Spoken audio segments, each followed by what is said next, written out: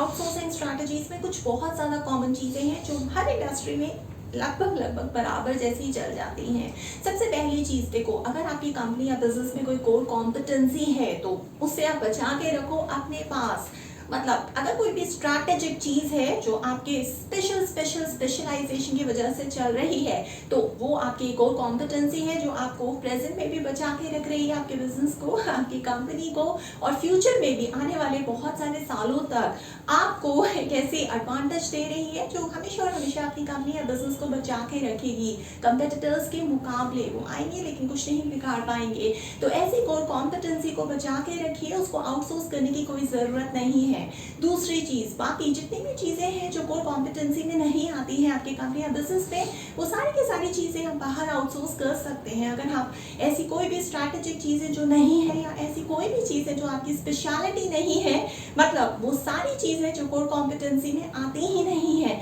वो सारी की सारी बेहिचक आराम से जो है वो आउटसोर्स कर सकते हैं। उनको आउटसोर्स करने में कोई प्रॉब्लम या झंझट भी नहीं होता है, ज़्यादा आपका समय ही बचता है। उस बचे हुए समय को आप वहाँ इस्तेमाल कर सकते हैं जहाँ कोर कॉम्पिटेंसी को आप बहुत ज़्यादा समय के साथ रह के बढ़ा सकते हैं, ज़्यादा से ज़्यादा रिसर्च में दे सकते हैं, ज़्यादा से ज़्यादा डेवलपमेंट में दे सकते हैं, और कुछ ऐसा बेहतर और कुछ ऐसा यूनिक कर सकते हैं जो आपको हमेशा और हमेशा अपनी रेस में आपकी इंडस्ट्री में टॉप प्लेयर बनाए रखेगा, अभी भी और आगे आने वाले काफ़ी सालों तक। आउटसोर्सिंग की स्ट्रैटेजी जो है वो भले ही ऊपर के टॉप लेवल से शुरू होती है, CEO CXO लेवल से, लेकिन जब नीचे को उसको डेप्थ में पर्कुलेट करना होता है, जाहिर सी बात है सारे इंस्ट्रक्शन, सारे ऑर्डर्स जो ऊपर की हायरार्की से आते हैं वो मैनेजर्स के ऊपर आके गिरते हैं। यहाँ पे मैनेजर्स का बहुत भी महत्वपूर्ण रोल है। क्या भूमिका है मैनेजर्स की इस तरह की स्ट्रैटेजीज में निभाने की? वो ये है, सबसे पहली चीज़, एक मैनेजर ही ऐसा इंडिविजुअल है किसी भी कंपनी या बिजनेस में जो ये सुनिश्चित करता है कि जितने भी इंटरनल रिसोर्सेज हैं उनका मैक्सिमम से मैक्सिमम यूटिलाइजेशन हो रहा है, उनका अच्छी तरीके से पूरी कैपेसिटी में इस्तेमाल किया जा रहा है। दूसरी चीज़, ये जो मैनेजर्स हैं किसी भी कंपनी या बिजनेस के, आपकी कंपनी के या आपके बिजनेस के, वो ये भी सुनिश्चित करते हैं कि जितने भी एक्सटर्नल रिसोर्सेज हैं जिसमें आपके बाहर के पार्टनर्स आ जाते हैं, बाहर का इन्वेस्टमेंट आ जाता है, प्लस जो आपकी इनोवेशंस हैं, प्लस जो आपकी स्पेशलाइज्ड प्रोफेशनल कैपेबिलिटीज हैं, उनको भी बचा के रखते हैं, और उनका पूरा का पूरा बेहतर तरीके से इस्तेमाल भी सिर्फ मैनेजर की वजह से ही, अगर आप अच्छे मैनेजर हैं तो ही आप इन सारी चीज़ों का बखूबी और बेहतर तरीके से इस्तेमाल कर सकते हो, एफिशिएंट यूटिलाइजेशन कर सकते हो। तीसरी चीज़, अगर आप बहुत उम्दा मैनेजर हो तो ही सिर्फ आप एक ऐसे बैरियर को बना सकते हो रिसोर्सेज को अच्छी तरीके से इस्तेमाल करके, चाहे वो कंपनी या बिजनेस के अंदर के रिसोर्सेज हैं या वो कंपनी के बाहर के रिसोर्सेज हैं, इस तरीके से उनका सही तरीके से इस्तेमाल करके, जिस तरीके से आप अपनी कंपनी को अब इस प्रेजेंट सिनेरियो या सिचुएशन में भी बढ़त दिला के रहोगे बाकी कंपेटिटर्स के मुकाबले, और आगे आने वाले समय में भी बहुत बड़ा दिला दोगे। चौथी चीज, जो सबसे बड़ी चीज है समझने वाली बात ये है कि जो भी हायरार्की है ऊपर के लेवल की, CXO और CEO, वहां से जो स्ट्रैटेजी आउटसोर्सिंग की आती है और नीचे मैनेजर्स तक आके गिरती है, फिर मैनेजर जो है वो प्लान करते हैं कि कितना चीज हमें या क्या चीज आउटसोर्स करनी है और कितनी चीज और क्या चीज हमें आउटसोर्स नहीं करनी है। ये दोनों तरह की जो स्ट्रैटेजीज है जिसमें सिर्फ और सिर्फ मैनेजर का ही मेन इंपॉर्टेंट रोल होता है, क्योंकि मैनेजर्स जो है वो फोरफ्रंट पे है, वही लड़ाई कर रहा है, उसको शॉर्ट टर्म गोल्स को भी साथ साथ में लॉन्ग टर्म गोल्स तो आप देख ही रहे हैं, और उसको अच्छी तरीके से एफिशिएंट तरीके से और इफेक्टिव तरीके से काम करना है ताकि आपका ऑपरेशंस जो है वो चलता रहे निरंतर। तो अगर आप उनका मैनेजर हैं तो सिर्फ और सिर्फ आप में ही वो क्षमता है किस तरीके से आप अपनी कोर कॉम्पिटेंसी को पहचान के उसको बचा के रखोगे, उसको कभी भी आउटसोर्स नहीं करोगे, उसको कभी भी अपनी कंपनी से लीक होने नहीं दोगे, और जितनी भी चीजें आपकी कोर कॉम्पिटेंसी में नहीं है उनको आइडेंटिफाई करके ऊपर के लेवल्स तक उन्हें पास ऑन करोगे, ताकि ऊपर तक ये बात पहुंचे कि एग्जैक्टली क्या है जो कोर कॉम्पिटेंसी है और एग्जैक्टली क्या है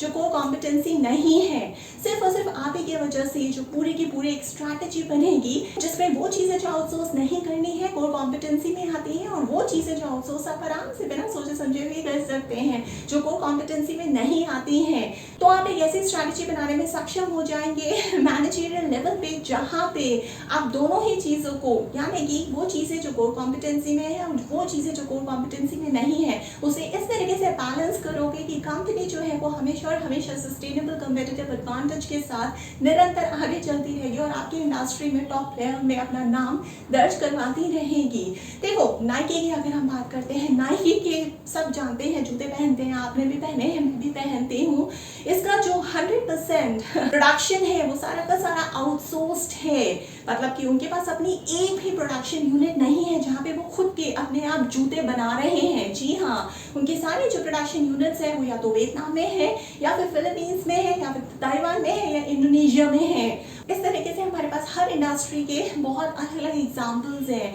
सीखने की बात सिर्फ इतनी ये है कि अगर आप कुछ ऐसी प्रोडक्ट लाइंस को बेच रहे हैं, जैसे मान लो आप कोई कंपनी है, कोई बिजनेस है, आपके पास 10 प्रोडक्ट लाइंस हैं, अलग अलग 10 तरीके के प्रोडक्ट्स आप बेच रहे हो, उसमें से सिर्फ और सिर्फ टॉप 3 चलते हैं, बाकी 7 जो है वो कोई खरीदता ही नहीं है, ज्यादा सेल्स नहीं है। जितने भी प्रोडक्ट आपके बहुत अच्छे बिक रहे हैं, मान लो सिर्फ एक प्रोडक्ट बिक रहा है बहुत अच्छा, बाकी 9 के 9 ज़्यादा नहीं बिकते हैं, तो आपको अपना सारा ध्यान सिर्फ और सिर्फ एक जो प्रोडक्ट बहुत ज़्यादा बिक रहा है उस पर लगाना है। लेकिन ऐसा बिजनेस ऐसा कंपनी आप ये ध्यान, ये समय कैसे अपने उस प्रोडक्ट टॉप प्रोडक्ट पे लगा पाओगे, सर्विस पे लगा पाओगे? वो तभी लगा पाओगे जब बाकी 9 प्रोडक्ट्स या सर्विसेज जो आपकी कोई खरीदता भी नहीं है, लेता भी नहीं है, पूछता भी नहीं है, उससे आप अपना ध्यान हटाओगे, उससे आप अपना समय बचाओगे। वो तभी बचा सकते हो जब वहाँ से आपका कोई सेल्स नहीं आ रहा, वहाँ से आपको कोई ज़्यादा रेवेन्यू नहीं आ रहा। तो ये सारे जो अलग 9 प्रोडक्ट्स हैं उनको आप डिस्कार्ड कर दो, उनसे छुटकारा पाना शुरू कर दो जल्दी से जल्दी। जैसे ही आज आप इस वीडियो को देखोगे,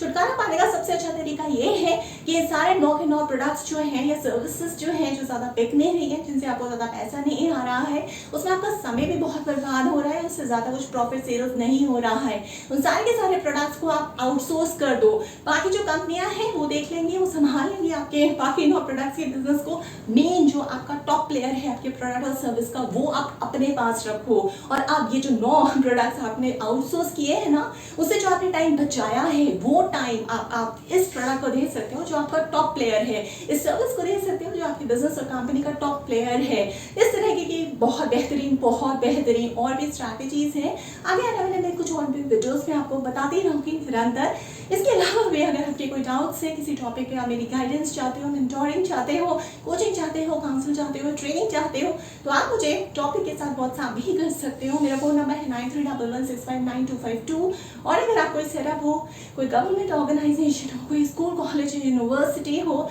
कोई एनजीओ हो या प्राइवेट फर्म या ग्लोबल फर्म हो, तो आप मुझे प्रपोजल भी भेज सकते हैं। मेरा ईमेल एड्रेस है verma.roli@gmail.com।